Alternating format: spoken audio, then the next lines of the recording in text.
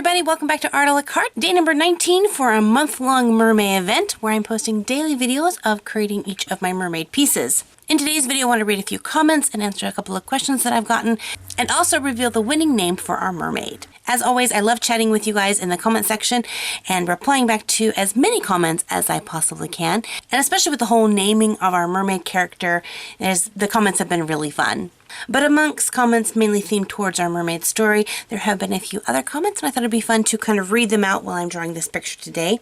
So from yesterday's video, Legendary Owl asked, what Copic skin tones do you recommend? So Copic actually has a skin tone set, which is the set that I purchased, and I'll put a link to that in the description box below so you can check it out. And it gives you a nice base set, but then you can really build that up however you see fit. The skin tones that I use regularly are R00, R1, R11, R20, E00, E11, E13, E15, E21, E33, and E57 for the actual tones, the skin tones.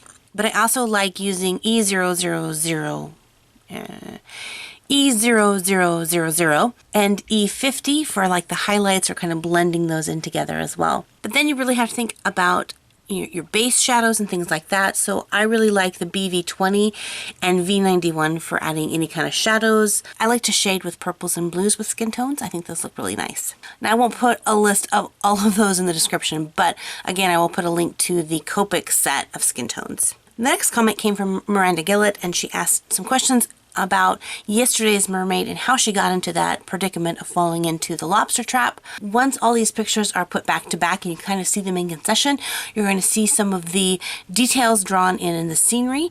You'll kind of see how everything plays out if you kind of go back a little bit and check out exactly where she's at. You'll see the lobster trap where she fell into it. And the next comment came from Melanie's Art, and this is actually just the last part of her comment.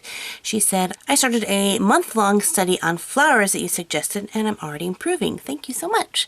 Whether it's mermaids or not, picking something that you really want to get better at and doing like a 30-day focused study on it is really going to help you improve in your art. So way to go, Melanie, and make sure to keep us posted on how your flower studying is going. Okay, so the next question, I'm going to go back a few days. This one came from OzShell72, and she asked, what size screen do you use? For if I'm doing like a digital piece that I really want a nice quality, yeah, like the settings that you set things, like how big, whether it's an 11 by 14 or whatever, that you're going to want to pay attention, but it's also the dots per inch, the DPI. So for me, I set it usually around 600 DPI, and that's going to give you it makes the files insanely huge, but you're going to find you have a crisper, clearer image that you'll be able to kind of enlarge. Like a month ago, I finished this Kiwi fairy here.